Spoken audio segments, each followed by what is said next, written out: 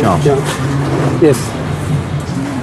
There's a photograph, in fact, here, isn't there? That's That's you helping to drag him away. Yeah. He was just down on the ground. He was obviously seriously hurt. He wasn't moving. Then another colleagues came from the other side, and so they came here and tried to pull him out.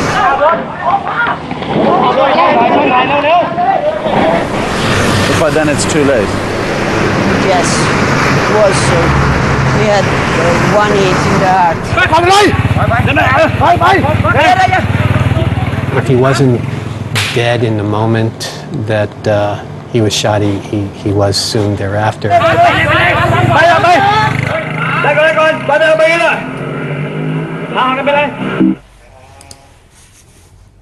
To try to find the truth, Isa Pelenghi had to turn detective. She spent most of the last year trying to find out who killed Fabio. When I came back to Italy, I started on web, on YouTube. There were millions of movie on Thailand. So I start to search again and again and again. I see thousands of videos. She had no idea how difficult her quest for justice would be. But she wanted the truth to be her final gift to Fabio. I just stopped working for myself and I start working very hard on things of Fabio. I just needed to do it. Sí.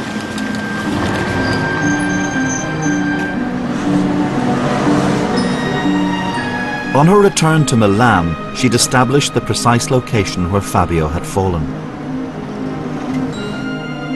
She'd been to the spot.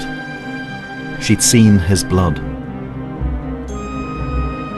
The time of Fabio's death, Isa worked out from cross-referencing photographs and video and by talking to people who'd been present. We were knowing the time. And we were knowing the spot because we went there and the blood was still there. So those were two things very important to fix.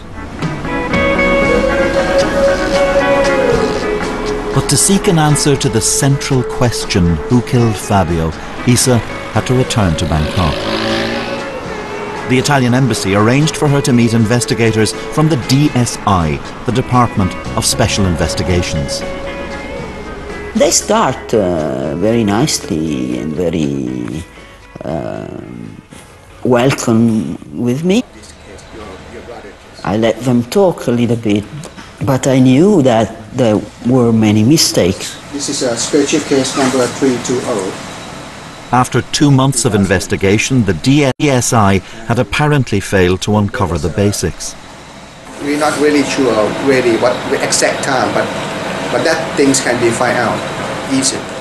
Time and place.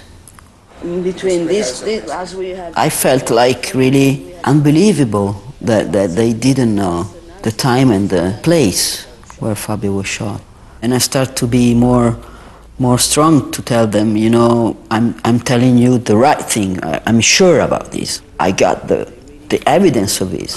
And at that point they start to be more uncomfortable and start to be more embarrassed.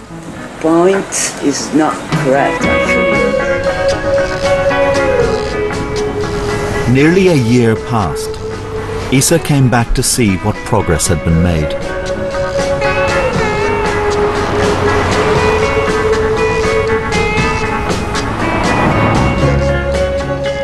Isa, 10 months have gone by. What do you hope to hear from them today?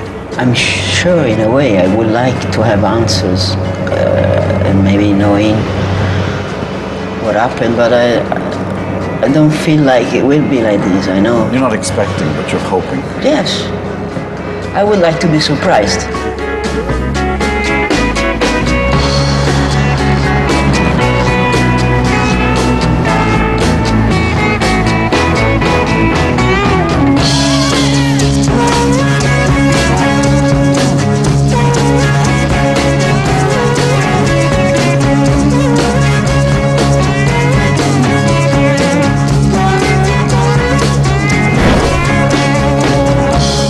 Later that evening, I caught up with Isa.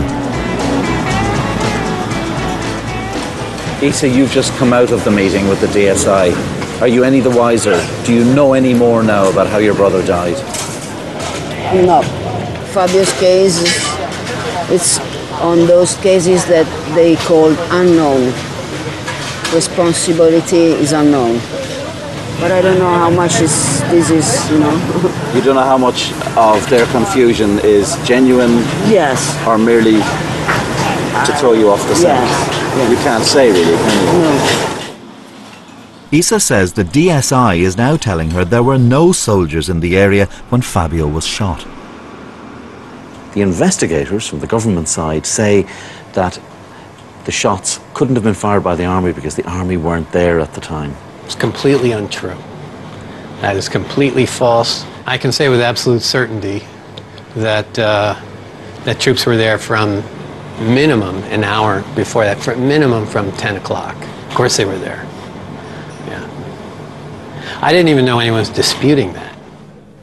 Dutch radio reporter Michel Maas was shot around the same time as Fabio in the same location. Who does he blame? I think the military.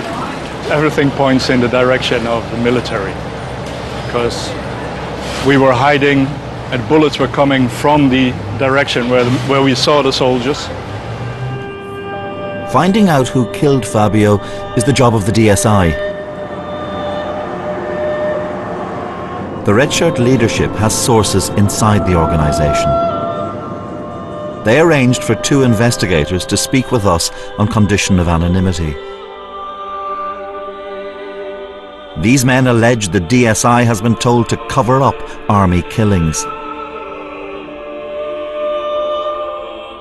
After we concluded in an early case that people were killed by soldiers, other cases that came to the same conclusion were blocked, and we were asked to say that we didn't yet know who did it.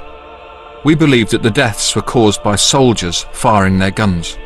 However, as a result, the director of the DSI had to try and dig his way out of this conclusion. There's no sign of justice in another case, that of Reuters cameraman Hiro Muramoto, killed earlier in the protests. The DSI initially reported he'd probably been killed by soldiers, a conclusion backed up by Reuters' own investigation. But the DSI then changed its mind and said Hiro might have been killed by red shirts. The investigators told us there was a policy of blaming the Reds wherever possible. There have been attempts to issue an order that in case the culprits could not be found, we should bring charges against the red shirts.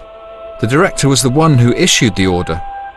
We've been ordered that if we could not find those who pulled the trigger, we should assume that the red shirts are the ones that pulled the trigger and their supporters. The director of the DSI declined to be interviewed, but the Thai government told us investigations were impartial and independent and transparent. One should also appreciate the complex and chaotic nature of these incidents with many parties involved, they said. Ever since the events of last year, scores of opposition supporters have been taken into custody. Many will face charges. But how many members of the military are awaiting trial? The answer is none. More than 90 people, mostly civilians, were killed in the bloody clashes. Yet unlike the red shirts, the army has never faced the courts for its part in the violence. This man was the public face of the military throughout last year's crisis. How did he respond to charges of a cover-up?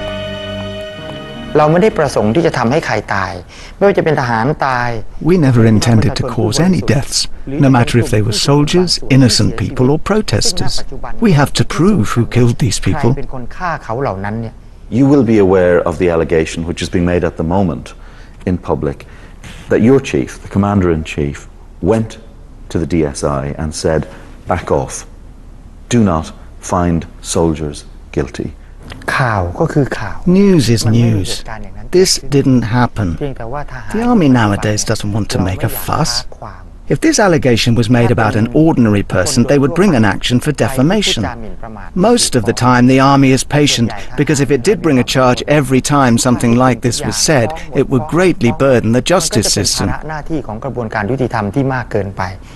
Human Rights Watch carried out a year-long investigation and accused the security forces of being largely responsible for the high death toll through excessive use of lethal force, an assertion rejected by the military.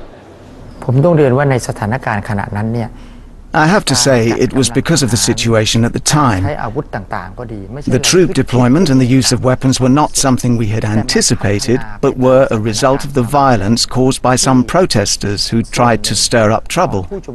However, the creation of a live fire zone didn't mean that live ammunition was being used all the time.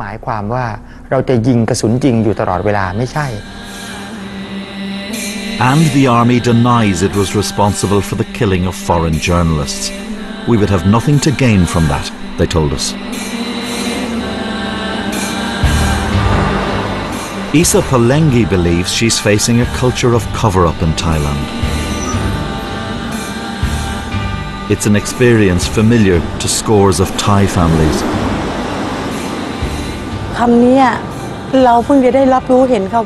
We've been deceived by the word democracy. Because since my daughter died, I've never seen justice. I don't know where to look for it. Where is justice for my daughter?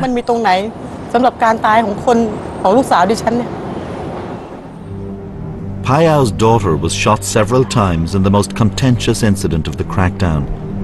And a year on, there's still no official explanation for her death. Kamon Ked had volunteered as a nurse during the protests. On the 19th of May, she was working at an aid station in this temple in central Bangkok. It had been designated as a safe haven by all sides. By 1 p.m, the red shirt leaders had surrendered, fearing they claimed they were about to be assassinated.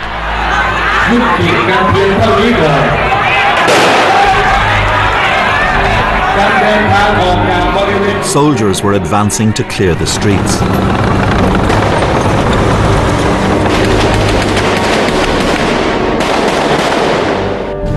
According to Human Rights Watch, militants on the red shirt side began to set fire to nearby buildings, including one of the biggest shopping malls in the world. The red shirts deny responsibility for attacks that caused billions in damage. There were gunfights between the army and militants around this area, according to Human Rights Watch. Hundreds of people headed towards the temple compound. Who decided that this place was going to be a sanctuary? I don't know who made the decision, but it was negotiated. Both the government and the red shirts had acknowledged in the press that... once you cross this line here... Yeah, this should have been, from here on in, was supposed to be a safe zone. So we thought also that it would be safe for us, a safe place to go and do some interviews and be somewhere we weren't going to get shot at. Men, women and children had been making use of the temple grounds for days. Nurse Ked and her colleagues dealt with minor ailments and injuries.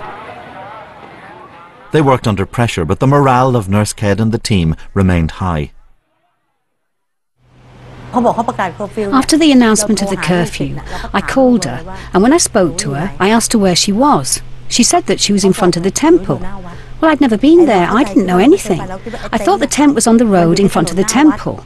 I didn't know it was in the temple. I told her to escape into the temple. I also told her, don't come home today if you can't make it before the curfew at 8 p.m. You should come back tomorrow.